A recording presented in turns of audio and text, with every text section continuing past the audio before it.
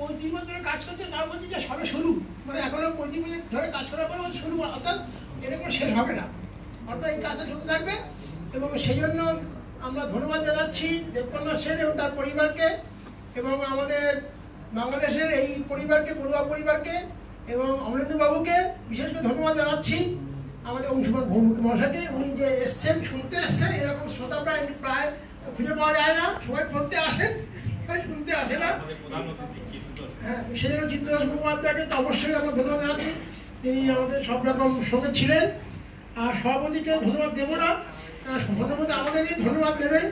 আর আব্দুর রহিম গাজীকে অনুরোধ করবো, যেটা বললেন অংশুমান বাবু যেটা বললেন, আলিয়াতে কিন্তু একটা যেটা বলে খুব গুরুত্বপূর্ণ কথা বলেছে, যেখানে এটা সম্ভাবনা বিরাট।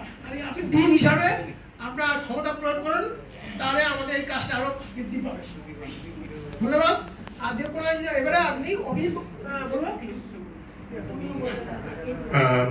বাংলাদেশের পক্ষ থেকে আমি দেবকন্যাদিকে একটা ধন্যবাদ জানাতে চাই, এবং আচার্য দীনেশ চন্দ্র সেন রিসার্চ সোসাইটিকে ধন্যবাদ জানাতে চাই। আচার্য দীনেশ চন্দ্র সেন এখানে থাকলেও তার সমস্ত কাজটা আসলে ওই বাংলায়, সেই কুমিল্লা বলেন, সেই যে সমতল, সেখানেই আসলে তার সমস্ত কর্মকাণ্ডগুলো।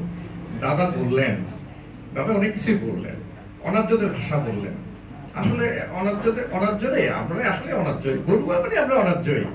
আমাদের ভাষায় আসলে পল্লী গীত, আমাদের ভাষায় চর্যা গীত, সেখানে খুব এমন কথা আছে যে এই ভাষায় কিভাবে চর্যা কবিতা হয়, কিভাবে হয় এগুলো। অর্থাৎ দাদা যেটা বলতে চাইলেন, সেই যে উচ্চ বংশীয় ব্রাহ্মণবাদের সেই যে কি বলবো, যে তাণ্ডব, আমি তাণ্ডব বলতে চাই, এরপরে আধিপত্য তাণ্ডব, তারপরে ইসলামবাদের এসে তাণ্ডব, তো তোমরা কিছুই জানো না। যারা এক সময় মাথা নিচু করে, আমি আজকে একটা কথা শুধু বলি, আমি বেশিক্ষণ নিচে তাদের দুঃখিত। আমাদের বাড়ির সামনে দিয়ে গেলে বলতো ফোয়া হাদিলে 2 আনা, উদ্যা মাথা 4 আনা। মানে যদি আমাদের বাড়ির সামনে দিয়ে যায়, তাহলে যদি বাচ্চা কান্না করে 2 আনা ফাইন দিতে হবে, আর কাপড় যদি না দিয়ে যায় 4 আনা ফাইন দিতে হবে। মুসলিম জনগোষ্ঠীর জোটা পড়ে যেতে পারত না, নিষেধ ছিল। ছায়া যেখানে পড়বে সেখানে দাঁড়াতে পারবে না। এটা উল্টা হয়ে গেল, এক সময় এসে অনার্য হয়ে গেল, বাজে ভাষা হয়ে গেল, অনেক কিছু হয়ে গেল। তো সুতরাং দীনেশ চন্দ্র সেনকে নিয়ে দিদি যে কাজটা শুরু করেছে, তার সাথে আমি সম্পৃক্ত হতে পেরেছি, যদিও এটা আমার বিষয় নয়। এখন আমার বিষয় এটা হয়ে যাচ্ছে, যেহেতু এটার সাথে আমি যোগসূত্রটা খুঁজে বের করার চেষ্টা করব, চর্যাপদে আসলে যোগসূত্র আছে কিনা। কারণ পল্লী গীত বলেন, আপনি যেটা বলছেন মহুয়া গীত বলেন, সেই ব্রাহ্মণ, ওখানে যে শ্রেণীগুলো আছে, ব্রাহ্মণ বোম শ্রেণীগুলো আছে, তাদের ভাষাগুলো নিয়ে উঠছে, তারা সবগুলোই আসলে বৌদ্ধ ছিল। তারা বিভিন্ন অত্যাচারে কখনো তারা কি যে হয়ে গেল, নিম্ন হিন্দু হয়ে গেল, কি হয়ে গেল, মুসলিম হয়ে গেল, ওই জন্য মসজিদগুলো মন্দিরগুলো মসজিদ হয়ে গেল, টিলা গেল, অনেক কিছু হয়ে গেল। তো সুতরাং এই যে যোগসূত্রটা আমি খোঁজার চেষ্টা করব, এটা আমার কাজ।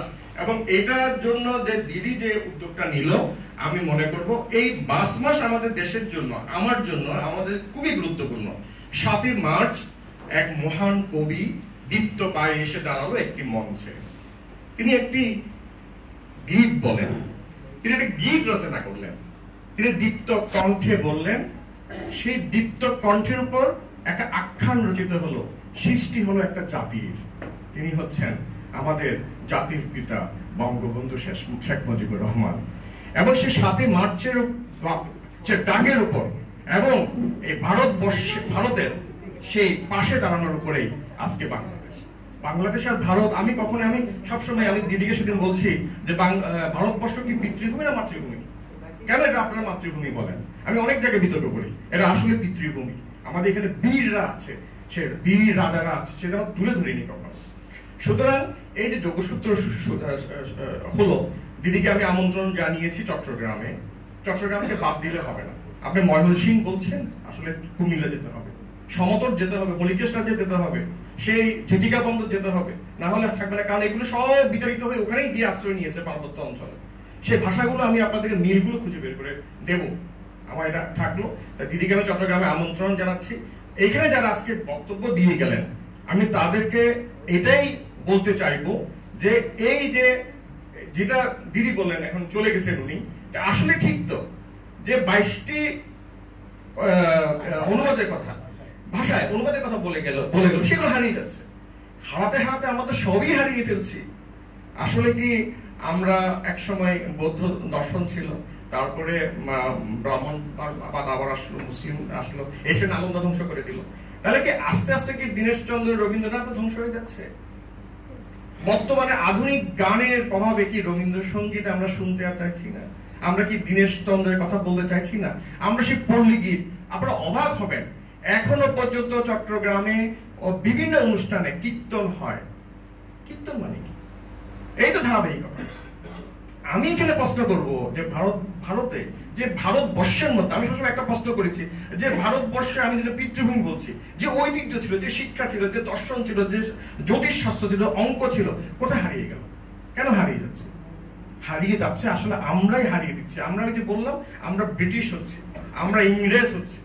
হ্যাঁ, আমরা ইংরেজ হচ্ছে। আমি আজকে এখানে একটা পিন করেছি যে আমি ইন্টারন্যাশনাল রোটারি ফাউন্ডেশনের একজন মেম্বার, PSF, কিন্তু আমি বলছি না যে আমি বাংলাদেশের কোনো ফাউন্ডেশনের কোনো কিছু। আমরা আসলে চাচ্ছি না। আমি চাচ্ছি আমি আমেরিকান হই, আমি ব্রিটিশ হই, আমি লেখাপড়া ওখানে চলে যাব।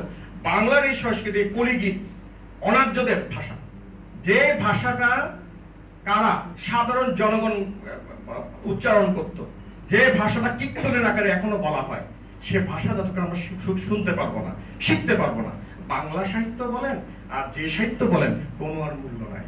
সে ইংরেজ সাহিত্য আপনি কোথায় বলবেন, আগে বাংলা সাহিত্যটা বুঝেন না ভালো করে।